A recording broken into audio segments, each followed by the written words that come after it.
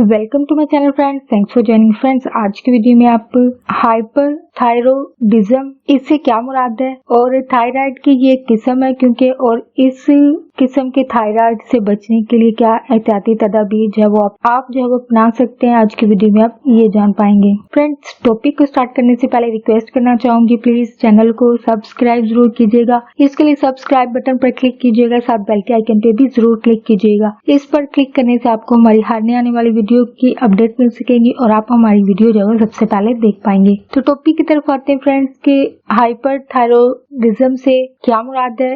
ये क्योंकि थायराइड की एक किस्म है। थायराइड जो कि एक छोटी सी तितली की शक्ल का एक ग्लैंड होता है, इंसान के गले के सामने की तरफ गर्दन में ये होता है, जो कि टेट्राइडोथायरोनाइन जिसको शॉर्ट फॉर्म में T4 कहा जाता है, और इसके अलावा ट्राइडोथायरोनाइन जिसको शॉर्ट फॉर्म T3 भी कहा जाता है। और जब इसके टेस्ट वगैरह भी करवाए जाते हैं तो वो T4 और T3 के नाम से आपके जो है वो टेस्ट होते हैं। और ये दोनों जो है वो बुनियादी हार्मोन्स होते हैं जिनका काम इंसान के अंदर जिस्म की खुलियों को जो है वो कंट्रोल करना है कि वो कैसे जिस्म में मौजूद तवानाई को जो है वो कंट्रोल करें, यानी ये इनके मेन काम में शामिल है। और जिस्म में मौजूद थायराइड ग्लैंड्स इन हार्मोन्स को जो है वो खारिज करके इनके जरिए जिस्म में मेटाबॉलिज्म जो एक हमारा सिस्टम है अंदर उसको जो है वो मुतहरक करते हैं, एक्टिव करते हैं। थायराइड की ये किस्म हाइपर थायरॉयडिज्म इंसान को जो है वो तब होती है जब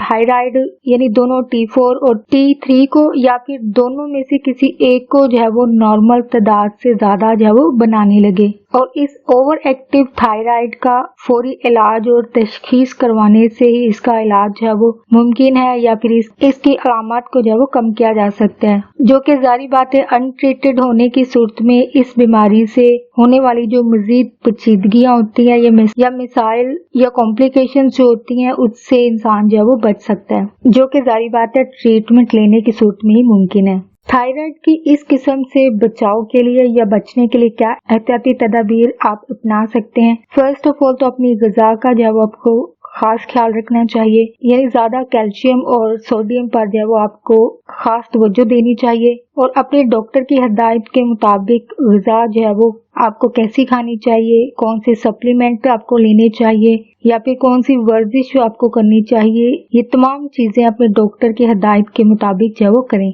थायराइड की इस किस्म में मरीज की हड्डियां जो है वो कमजोर और पतली हो जाती हैं और इसके इलाज के दौरान और इलाज के बाद विटामिन डी और कैल्शियम के सप्लीमेंट जो है वो इनका इस्तेमाल मरीज की हड्डियों को जो है वो मजबूत बनाने में मदद देते हैं, जिनको आप अपने डॉक्टर की हिदायत के मुताबिक जो है वो इस्तेमाल कर सकते हैं। यानी इसकी कितनी मकदार आपको लेनी चाहिए ये आपके डॉक्टर जो है वो आपको ज्यादा अच्छे तरीके से बता सकते हैं कि आपको दिन में कितने विटामिन जो है वो इस्तेमाल करने चाहिए।